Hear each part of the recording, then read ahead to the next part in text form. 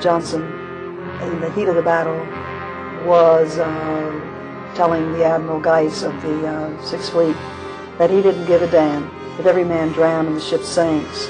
He said, I don't give a damn if every man drowns and the ship sinks. I don't want to embarrass our allies. That made me sort of wonder, with unmarked planes, how did he know it was our allies?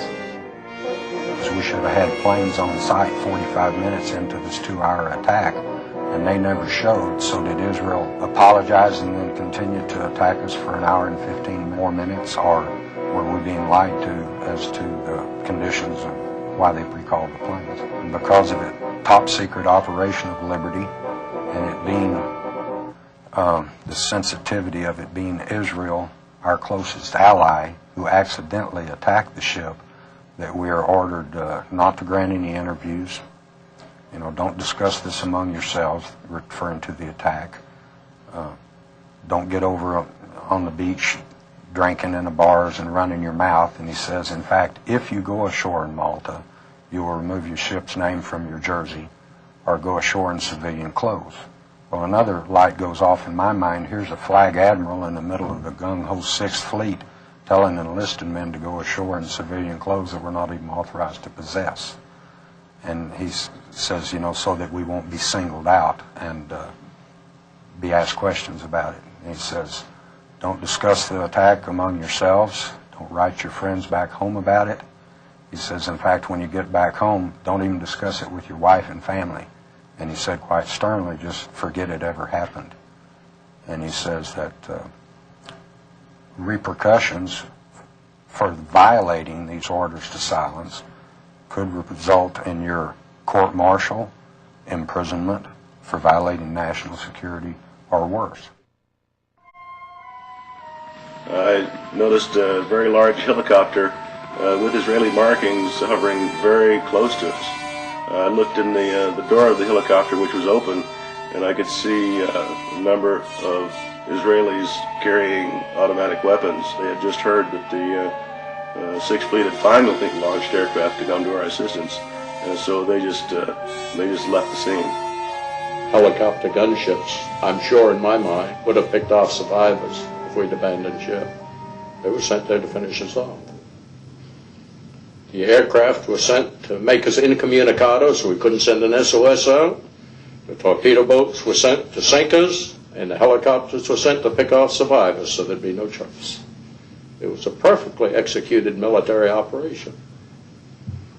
If you look at the photographs of the Liberty after the attack, on the first strafing run, they used heat-seeking missiles that took out the tuning section of every transmitting antenna on the ship. In less than 2 seconds, they had taken out all our communication capability. The attack on the USS Liberty lasted as long as the attack on Pearl Harbor, about 2 hours. You've heard the outrageous, implausible Israeli version of the attack on Liberty, told by their first-hand observers. You've heard what actually happened, told by the valiant Liberty crew. Now, hear what some of America's greatest heroes and leaders have to say. Colonel Mitchell Page was the last Marine standing after repulsing a Japanese regiment on Guadalcanal. We all know that this was in international waters.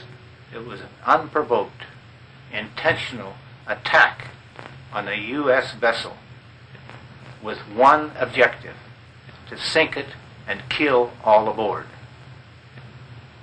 Unprovoked attack. I think it was dastardly. I think it was a betrayal of any friendship that we may have had with that nation, and I think that it should be exposed to the entire world and all brought out so that the whole world would know the actual truth about that particular day in 1967. And very widely could see this was an American ship. And not only did the Israelis attack it, they did this with their Army, Navy, and Air Force. Though badly wounded, Navy Master Chief Bob Bush held off a Japanese advance while saving his commanding officer's life. You know, it's impossible for me to figure out why maybe I would sit here and attack you when we're friends. I mean, they're getting our money to buy those French airplanes, and then they turn around and attack our ship when they can see that it's our ship. It's absolutely uncalled for. Army Colonel Lou Millett led the last bayonet charge against vastly superior Chinese forces in Korea. I was in World War II. I studied all the different types of aircraft so that when I shot at a plane, I made sure I was shooting at the enemy and not ours. They know what those ships look like, and if they don't, I can't conceive that they don't know. I do know this. It was a criminal act. It was an act of war. It's as bad as Vietnam, allowing people who were trying to save people from tyranny to die for nothing. Admiral Thomas Moorer is the longest-serving active four-star admiral in American history. He is the only American admiral to have commanded both the Atlantic and Pacific fleets. He was head of NATO forces, served as Chief of Naval Operations, and Chairman of the Joint Chiefs of Staff for 2 terms.